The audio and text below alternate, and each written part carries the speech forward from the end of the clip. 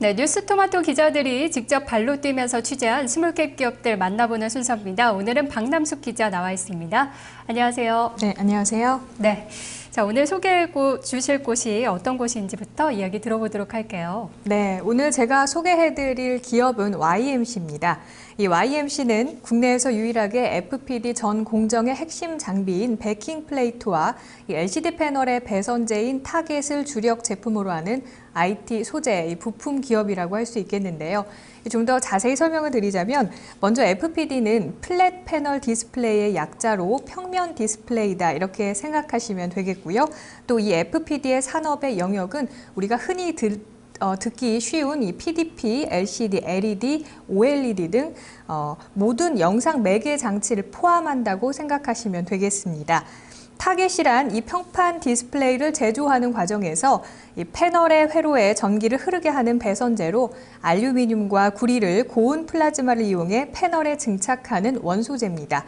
바로 이 타겟이 YMC의 매출 65%를 차지할 만큼 주력 제품이고요. 나머지 FPD용 부품이 35% 정도를 차지하고 있습니다. 네, 뭐 이름이 좀 생소하고 어렵긴 하지만 패널 관련 사업을 하고 있다 이해를 하면 될 것 같네요. 그렇다면 IT 부품 회사들 워낙 다양해서요. 주요 매출처가 어딘지도 좀 중요할 것 같아요. 네, 이 YMC의 주요 매출처는 삼성 디스플레이입니다. 2008년 설립 당시에 LCD용 글래스 세정 장비의 외형을 제작하는 OEM 업체에 불과했었는데요. 하지만 이듬해부터 당시 이 일본 부품업체가 독점하고 있었던 베킹 플레이트와 타겟을 고객사와 공동으로 연구해서 국내 최초로 100% 국산화에 성공했습니다. 2010년부터는 삼성전자에 납품을 하기 시작했고요. 가격 경쟁력을 바탕으로 2010년에 삼성전자 내 점유율이 5%에 불과했었는데 지난해 21%로 상승한 데 이어서 올해도 23% 정도로 확대될 것으로 보입니다. 네. 아무래도 IT 부품 그리고 장비 회사들 이 전방 산업의 영향을 좀 많이 받잖아요. 전방 산업의 위축 시 위험 요인은 없을까요? 네, 잘 지적해 주셨는데요. 이 주요 제품인 타겟은 구리로 제작되고 있고 LCD 패널 생산 시 지속적으로 필요한 소재입니다. 베킹 플레이트는 맥탈 타겟을 지지하고 타겟 표면의 온도를 유지시키는 역할을 하면서 공장 신설 시에 필요한 이 제품인데요. 삼성전자가 총 6개 LCD 공장을 보유하고 있는데 2011년을 마지막으로 증설 투자가 마무리됐고요. 향후에는 매년 교체 수요가 발생할 것으로 보입니다.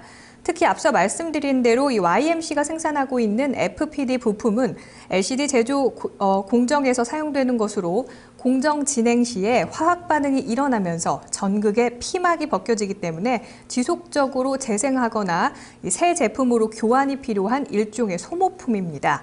LCD 패널이 생산되는 이상 지속적으로 사용해야 하기 때문에 전방 산업에 큰 영향을 받는 장비 업체와 다르게 제품 생산 과정에서 지속적인 사용과 교체가 필요한 소모품으로 안정적인 매출 발생이 가능하다는 점이 오히려 장점으로 꼽히고 있습니다. 그렇군요. 그렇다면 지난해 실적 그리고 올해 실적 전망은 어떤가요? 네, 이 YMC가 얼마 전에 실적을 발표했는데요. 지난해 매출액이 457억 원으로 전년 대비해서 8% 증가했고요. 영업이익은 82억 원으로 37% 늘었고 당기순이익 73억 원으로 역시 37% 증가했습니다. 무엇보다 주력 제품인 메탈 타겟이 2011년과 2012년 전년 대비 각각 391%와 21% 성장했고요. 공정 부품도 각각 100% 넘는 고성장을 나타내면서 고마진 제품을 중심으로 사업의 체질 구조가 바뀌고 있다는 점이 실적 개선의 주요 요인이라고 할 수 있겠습니다.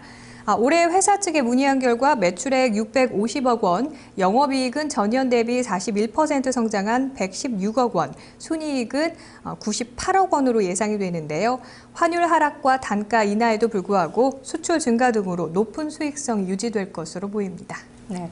그리고 최근에 삼성전자 그리고 LG전자가 초고해상도 TV를 선보이는 등 이쪽 분야에서의 경쟁이 좀 치열한데요. UD TV 시장 확대에 따른 수혜를 좀 기대해 볼 수 있을까요? 네, 말씀하신 대로 이 UDTV, 초고해상도 TV 시장의 확대는 YMC의 새로운 기회가 될 것으로 보입니다. UDTV 해상도는 Full HD TV 해상도의 4배로 뛰어난 화질을 구현하는데요.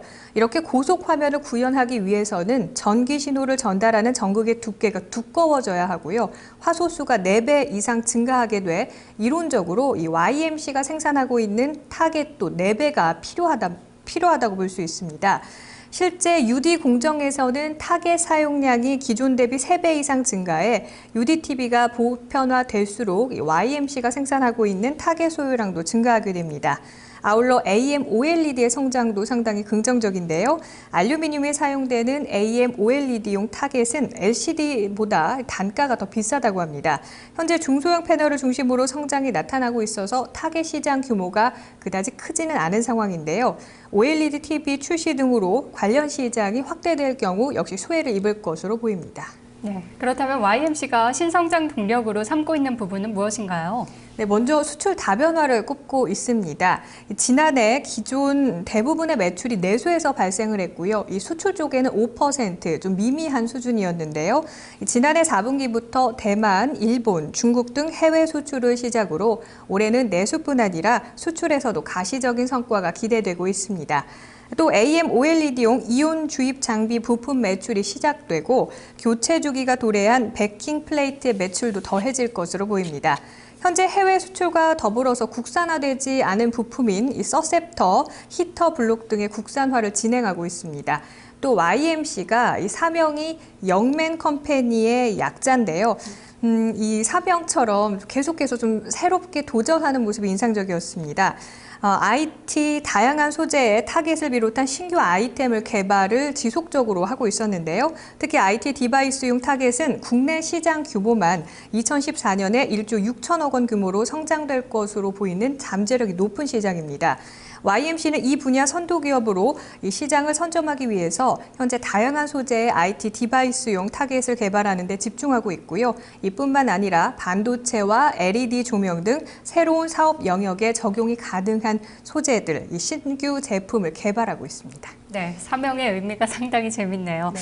자, 이 종목이 지난해 11월 15일 코스닥 시장에 상장을 했습니다. 오버행 이슈도 좀 살펴봐야 될 것 같은데요. 투자 전략 들어볼게요. 네, YMC의 주가는 상장 후에 공모가인 6천 원을 잠깐 하회하는 모습도 보였지만 현재 구간에서는 공모가를 회복하는 모습이 나타나고 있습니다. 특정 고객사의 매출이 집중이 돼 있다는 점이 디스카운트 요인으로 작용을 할 수 있겠지만 상장 초 우려됐던 보호예수 기간 1개월짜리 벤처 물량 97만 주가 지난해 12월부터 빠져나가서 시장에서 소화되고 있는 만큼 향후 주가 부담은 덜어냈다 이렇게 평가를 할 수 있겠는데요. 실제로 지난달 9일 IBK 중기 상생투자조합 1호는 투자금 회수를 목적으로 보유지분 48만여 주 가운데 36만여 주를 처분했다고 공시했고요. 또 YMC에 문의한 결과 다른 벤처 금융인 아주투자조합 또한 보유지분의 48만여 주 가운데 20에서 30만여 주를 이미 처분한 것으로 나타났습니다. YMC가 매년 25% 이상의 자기자본 이익률을 기록하고 있다는 점, 또 중국 FPD 업체 등으로 매출처를 다변화하고 있다는 점, 또 오버행 이슈에 따른 디스카운트 요인이 이런 부분들로 조금 상쇄될 것으로 보이는데요. 동종업계 경쟁사 중에 타겟을 생산하고 있는 업체가 나노신 소재입니다. 주가 수익 비율 20배에서 거래되고 있는 것과 비교할 때 YMC의 PER, 이 주가 수익 비율이 6배인데요. 오버행 이슈로 주가에 발목을 잡혀서 저평가 상태다 이렇게 볼 수 있겠습니다. 다만 향후에 나머지 보호예수 물량이 완전히 해소된 후에 접근해도 늦지 않다는 판단입니다. 네, 저평가이긴 하지만 물량 해소 이후에 좀 접근하자라는 이야기네요. 오늘 말씀 고맙습니다. 네, 고맙습니다. 네, 오늘은 YMC에 대해 살펴봤습니다. 스몰캡 리포트는 뉴스토마토 홈페이지에서 다시 보실 수 있습니다. 현재 시장 흐름 볼까요? 코스피가 1967선입니다. 1.12%, 21포인트 상승 중이고요. 유가증권 시장에서는 기관의 매수세 더욱 확대되고 있고 선물 시장에서는 외국인의 매수세가 확대되고 있습니다. 코스닥 지수는 0.85%의 상승으로 507선, 그리고 선물 지수 연두교서 발표를 앞두고 급등을 했었는데요. 현재 260.75 기록되고 있습니다. 있습니다. 프로그램에서는 이 차익 쪽에서도 매수로 전환이 되면서 차익과 비차익 모두 매수 기록 중이고요. 전체적으로 차익과 비차익을 합쳐서는 880억 원 정도의 매수 우위가 기록되고 있습니다. 남은 시간들 전략 잘 세우시고요. 오늘도 성공 투자하시기 바랍니다. 고맙습니다.